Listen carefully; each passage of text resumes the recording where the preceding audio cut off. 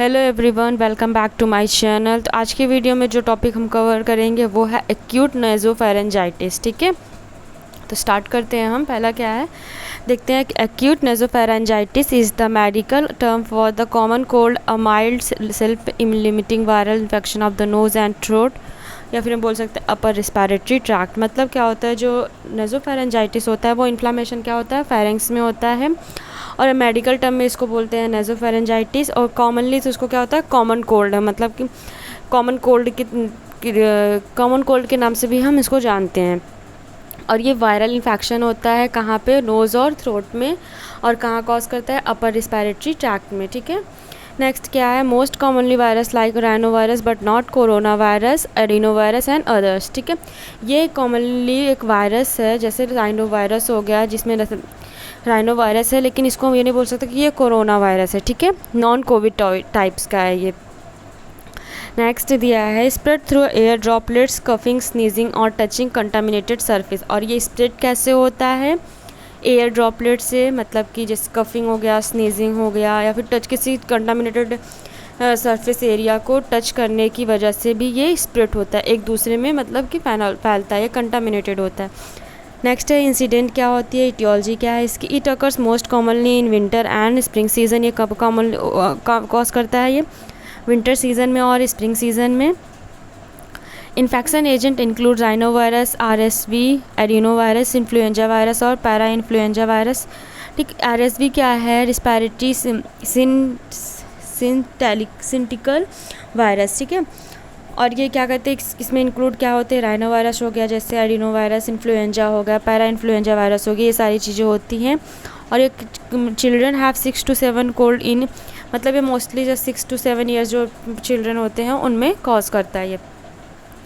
Symptoms क्या देखने को मिलते हैं हमको इसके, जैसे रनी नोज़ या फिर ब्लॉक नोज़ हो गया, जैसे कंजेशन होता है ना, स्टिफनेस हो गया, स्नीजिंग हो गया, सोर थ्रोट, माइल्ड कफ, लो ग्रेड फीवर हो गया, हेडेक एंड बॉडी एक्स होगा, जनरल फटीग, शोर थ्रोट व इरिटेबिलिटी होगी, इंक्रीज मतलब कि डिक्रीज़ होगी एक्टिविटी करने में, और फिर कफिंग होगा। ये सारी चीज़ें हमारी क्या है, सिम्टम्स देखने को मिलते हैं। ड्यूरेशन क्या होता है, ये यूजुअली लास्ट 5 to 10 डेज़ में कॉज करता है। और सिम्टम्स क्या है, मतलब कि जैसे सब वही सम सिम्टम्स क्या, लाइक कफ में लिंगर और बिट लॉन्गर, मतलब यही वजह हमको स्नीजिंग, कफिंग, यही सारी चीज़ें दिखती है, यही होता है। अब पैथोफिजियोलॉजी मतलब कैसे कॉज करता है ये। पैथोफिजियोलॉजी में क्या दिया है, due to aetiology factor cause infection, मतलब कि कोई भी टियोलॉजी फैक्टर हो गया, जैसे जो सारी चीज़ें, कोई भी वायरस था, जो इन्फ्लुएंजा थी, ये सारी चीज़ें थी, ये हमारा कोई पैथोफिजियोलॉजी हो गया, कोई भी टियोलॉजी फैक्टर हो गया। Infection leads to inflammation of the involve tissue.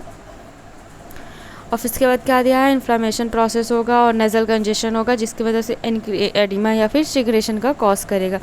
तो कोई इन्फ्लामेटरी प्रोसेस हो गया, मतलब नेज़ल कंजेशन, मतलब जो हमारा नोज़ था और थ्रोट, उसमें क्या होगा, ब्लॉक्ड हो जाएगा। यहाँ पर हम लोग पढ़े थे ना, ब्लॉक्ड नोज़ वही होता है कि कंजेशन का फॉर्म करेगा। इसको हम ट्रीट कैसे करेंगे, there is no specific cure, मतलब इसको कोई स्पेसिफिक क्योर नहीं है, और इसके सिम्टम्स को हम सिर्फ मैनेज कर सकते हैं, जैसे रेस्ट और हाइड्रेशन, वार्म फ्लूइड्स देख सकते हैं, स्टीम इनहेलेशन के लिए बोल सकते हैं उनको। मेडिकेशन में अगर जैसे उनको कफिंग है, तो बॉडी एक है, तो बहुत ज़्यादा है, तो पैरासीटामॉल, और इन्फ्लामेशन रिड्यूस करने के लिए आइबुप्रोफेन देंगे, और फीवर पेन के लिए हम क्या देंगे, पैरासीटामॉल देंगे।